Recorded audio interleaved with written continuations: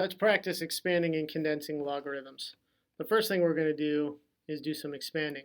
So when we're expanding, anything that's multiplied, like y cubed times z, that's going to become plus when we separate into different logarithms.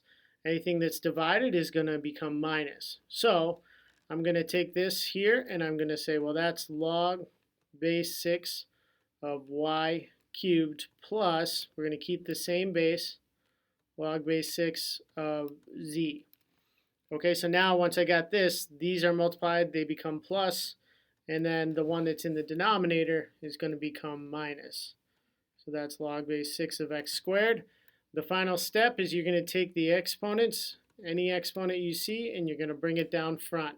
So the 2 and the 3 are going to come down front. So I'm going to write it one more time now with 3 times log base 6 of y plus log base 6 of z minus 2 times log base 6 of x. Okay, and now there's nothing more that you need to expand in this case, so you're done with this one. Moving along to the next one. Okay, next one is a little bit trickier, but it's the same exact process. Okay, now these are all multiplied together. One of the mistakes you don't want to do is try to multiply everything out. Leave it as 2x minus 4 quantity cubed. Think of that as one term. Okay, so really what we have here is we have 3 times x squared times 2x minus 4 quantity cubed, or in parentheses cubed. Okay, so I'm going to split this up. I'm going to get log base 3 of 3. Now they're all multiplied, so it's going to be plus log base 3 of x squared plus log base 3 of 2x minus 4 quantity cubed. Okay, now I'm started to expand here, but I'm not quite done. Now log base 3 of 3 is like saying 3 to what power gives me 3? Well, that's just 1. Okay, so that's going to stay as 1. Now I'm going to bring this 2 down front. So the exponent comes down front.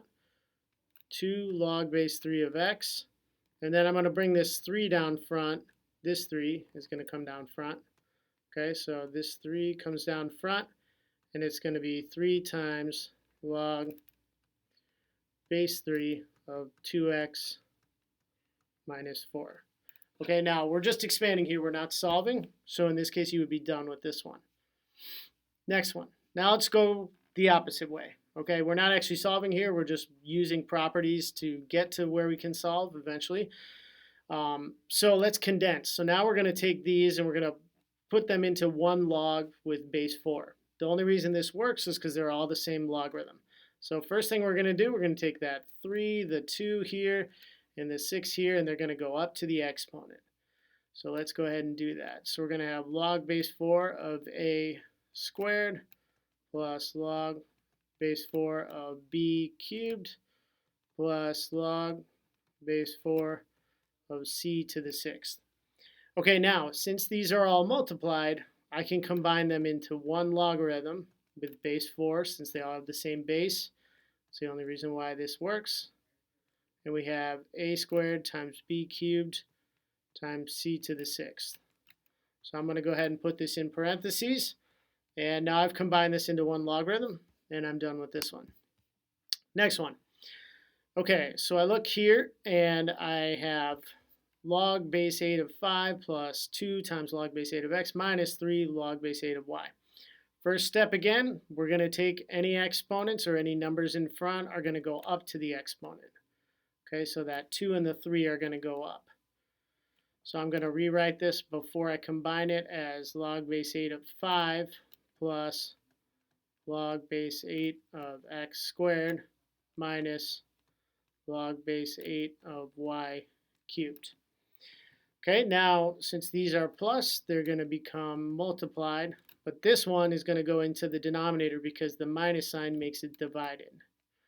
So now I'm going to write this as a fraction, 5 times x squared plus becomes times, and then divided by y cubed. And now I'm done with this one. So there's expanding and condensing logarithms. Well, in the other order, of course.